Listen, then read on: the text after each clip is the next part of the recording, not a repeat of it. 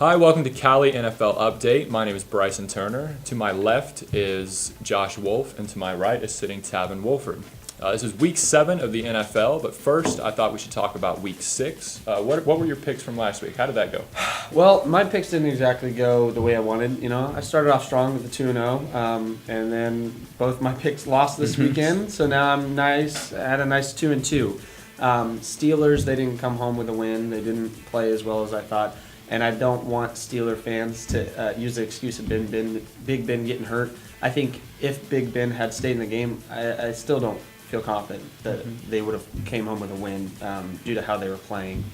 It was just props to the Dolphins. They came out and they played a hard ball game. But Browns also, I would have liked to see them get their first win, but they just don't look like a very good team this year. Obviously, this is an organization that's been rebuilding for years and years, and I think they got to make some big changes in order to completely turn it around.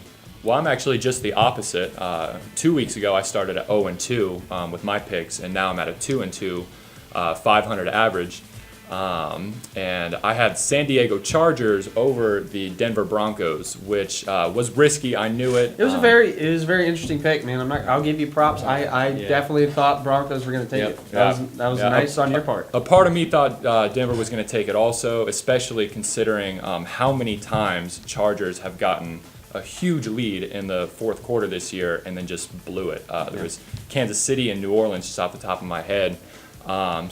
Even fourth quarter, they were up by like 20 points. I still wasn't completely sure, but they pulled it off. And then, like I said last week with my New England pick, it is what it is. I didn't read into it too much. It's New England, It's true. When you have Brady, you can make those assumptions that, hey, we're just picking New England. So.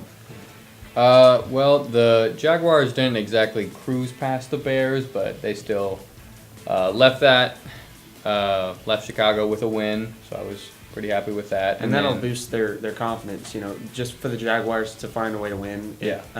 Even going into next week, I'm sure they'll have a little bit of more confidence going into Week 7. And then the Battle of the O-Lines with Dallas and Green Bay turned out to be not that at all. It was just Ezekiel Elliott showing that he is one heck of a runner. Through 6 weeks, he's at 703 yards, which is just second behind Hall of Famer Eric Dickerson, who had 787. And sorry, but I don't know about you guys, but I feel as if this game decided who's starting for Dallas. Oh, really? Okay. Yeah, I do. I think Jerry Jones. You're going to have a lot of critics coming at you. You're going to have a bunch of people saying that's a dumb idea to keep Romo in, but I think you took a close eye to this game against Green Bay, and you hit it on top of the head with the Cowboys beating Green Bay. They did it, and Dak's really shown improvement over that he can hang in the NFL. So. Well, to keep the train rolling, we are going to do our locks and our upsets, and I figure we'll start with our upsets with Taven. Okay, my upset for the week is the New Orleans Saints over the Kansas City Chiefs at Arrowhead. Drew Brees has been a monster in the passing game. Threw for 465 and 4 TDs this past week against the Panthers. And the Chiefs are allowing, through the air, 236 yards a game. And with Marcus Peters as a cornerback there, that's a steady secondary, but I think Drew Brees will light that secondary up this week.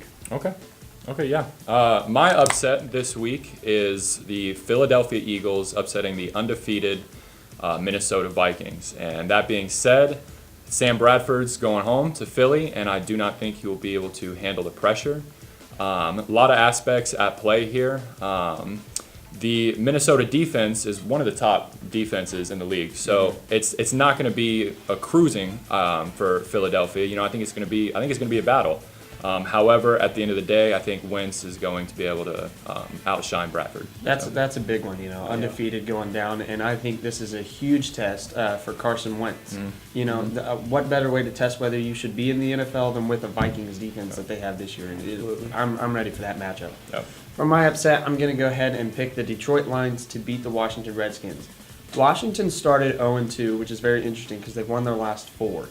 To be able to do that, I mean, only 12% of teams who start 0-2 make the playoffs. So that's a huge thing, and that just proves, guys, that in the NFL, anything can happen. I mean, we witnessed what seemed to be the just dominant team in the NFL, Carolina Panthers. They're 1-5 this year. I mean, things are going crazy in the NFL, and I think Detroit's going to take it over the Redskins. But, I mean, to give props to Washington, to be able to win 4 after going on 2, it was a really good job. Okay.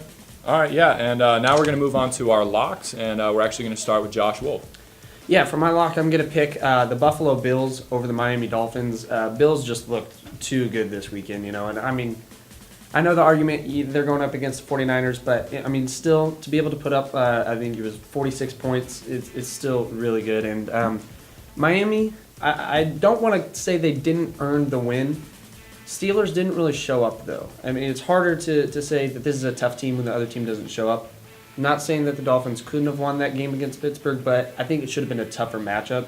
Okay. I'm going to go ahead and pick Buffalo Bills over the Miami Dolphins. All right, yeah, interesting pick. So my lock this week is actually the Denver Broncos over the Houston Texans. That being said, Denver did not have a great week last week. And Houston, they just played, and they started out very rocky, but from what I saw, they pulled it together there at the end. And so, again, this is another pick, just like my upset, that I don't think it's just going to be a cruising for Denver. I think this is going to be another good game. However, Denver is primarily looking stronger all the way around than the Houston Texans are. And I think they're going to be able to pull out of this one. Do you think Brock Osweiler will make much of a difference on his return to Denver? No, I feel like that is irrelevant at this point. Brock Osweiler has not had a good game yet, and I feel like he will continue this out.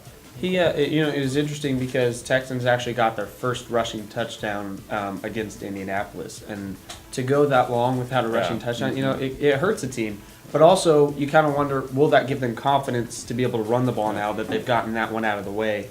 Will they continue to try to punch it and run the ball against Denver, or will they have to rely on Osweiler and through the air? And it'll be a good matchup, and so that's a good pick with Denver over Houston.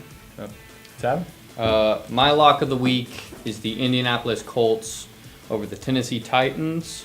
I think the Colts will be looking for revenge towards another AFC South opponent, and I think the Titans being up next, it's not looking good for them, especially since the Titans just haven't beaten the Colts since 2011. That is a huge drought.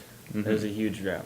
But that also makes you wonder, are they due? Are the Titans due for a win? But we've seen how Indianapolis has played, and so I think for you, saying it's safe to say, hey, Indianapolis is going to take this, it's not crazy. And if it comes down to a last-second field goal, you got Vinatieri, and he's just racking up field goals this year. This week is it's one of the craziest weeks I've seen. There's not really one team going up against another where it's just you think it's going to be a blowout. Like there was a couple last week. However, to focus on all of them and to analyze all of them, I feel like the Green Bay and Chicago game is the one to watch. If you're going to watch a game, this is going to be it.